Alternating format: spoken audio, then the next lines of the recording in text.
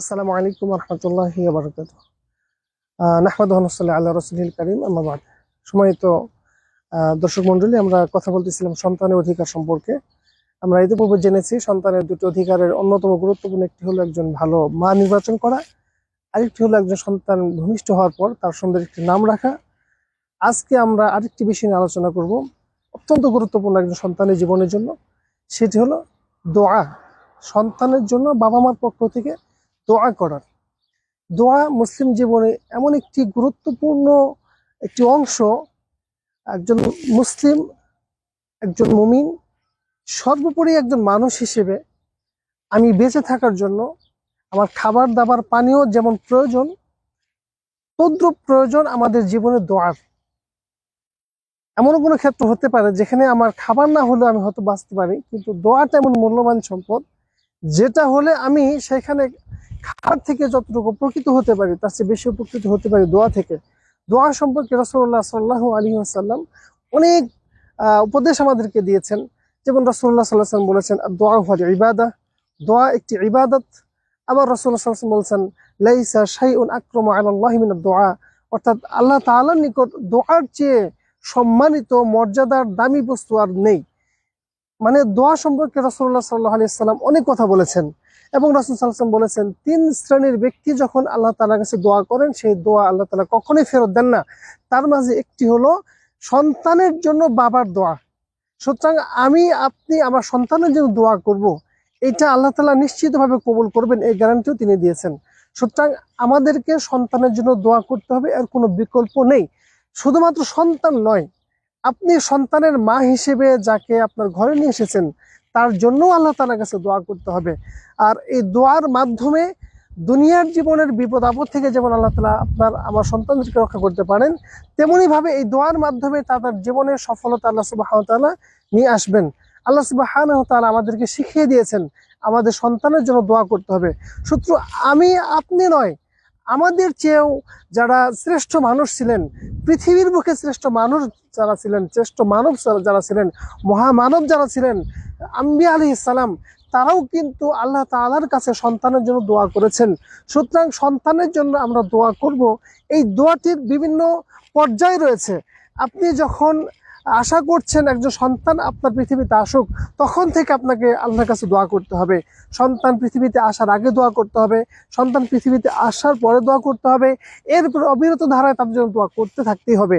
আমরা যদি জাকারিয়া আলাইহিস সালামের দিকে তাকাই, তিনি আল্লাহ তাআলার কাছে দোয়া করেছেন, রব্বি হাবলি মিন লাদুনকা যুররিয়াতান তাইয়্যিবা, রব প্রতিপালক, আপনি আপনার পক্ষ থেকে আমাকে একটি পবিত্র বংশধর দান করুন, পবিত্র আমার প্রজন্ম দান করুন।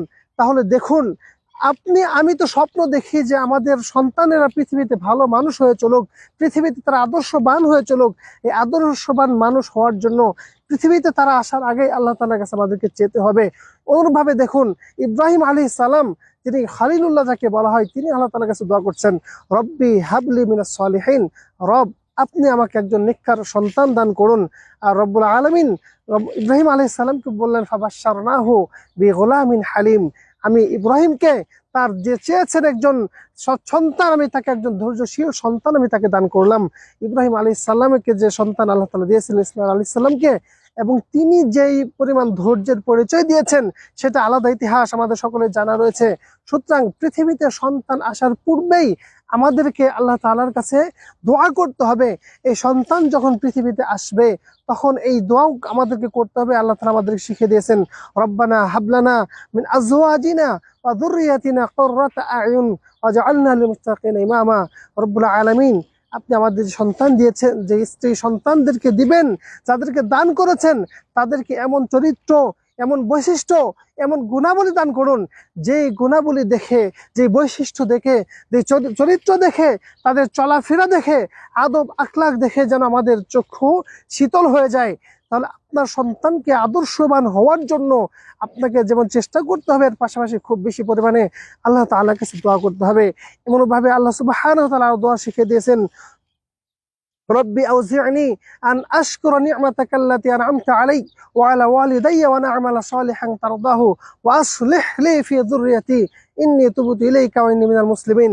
বড় দোয়া এর একটি অংশ হলো, আমার বংশধর যারা রয়েছে, আমার সন্তানাদি যারা রয়েছে, তাদেরকে আপনি সংশোধন করে দেন, তাদেরকে ভালো বানিয়ে দেন, তাদেরকে আদর্শবান করে দেন।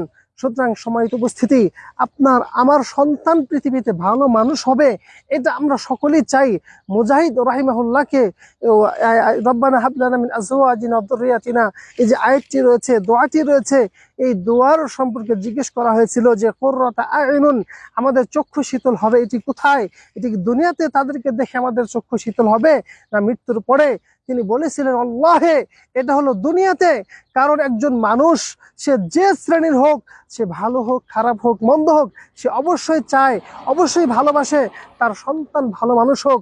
সন্তান, তার স্ত্রী, তার সন্তান, তার ভাই, যে কোনো মানুষ যখন দিনের পথে চলে, ইসলামের পথে চলে, এটা দেখে অবশ্যই সেই ব্যক্তির চক্ষু শীতল হয়ে থাকে। সুতরাং আমরা আমাদের সন্তানের, আমাদের স্ত্রীর, আমাদের বংশধর যারা আসবে, তাদের চলাফেরা, তাদের আচরণ, তাদের আদর্শ দেখে যদি আমাদের হৃদয় শীতল করতে চাই, আমাদেরকে শান্তি দিতে চাই, আমরা যদি আমাদের সমাজটা আলোকিত করতে চাই, আমাদের সমাজটাকে সুন্দরভাবে বিনির্মাণ করতে চাই আমাদের সন্তানদের মাধ্যমে, তাহলে আল্লাহ সুবহানাহু ওয়া তাআলার কাছে দোয়ার কোনো বিকল্প নেই। তাই সময়ত উপস্থিতি, আসুন আমরা খুব বেশি পরিমাণে নিজের জন্য, নিজের পরিবারের জন্য, বিশেষ করে নিজের সন্তানদের জন্য দোয়া করতে যেন কখনোই ভুলে না যাই। হতে পারে আপনার আমার একটি দোয়া আল্লাহ তাআলা কবুল করার কারণে আপনার আমার সন্তান আদর্শবান হবে, আপনার আমার সন্তান পৃথিবীতে আলোকিত মানুষ হবে, যাদের মাধ্যমে দুনিয়ার জীবনও আমরা সম্মানিত হব এবং মৃত্যু পরকালীন জীবনও আমরা আল্লাহ সুবহানাহু ওয়া তাআলার কাছে সম্মানিত হব। আল্লাহ সুবহানাহু ওয়া তাআলা আমাদের সকলকে সেই তৌফিক দান করুন। আল্লাহুম্মা আমিন ওয়া আখির দাওয়ানা আনিল হামদুলিল্লাহি রাব্বিল আলামিন।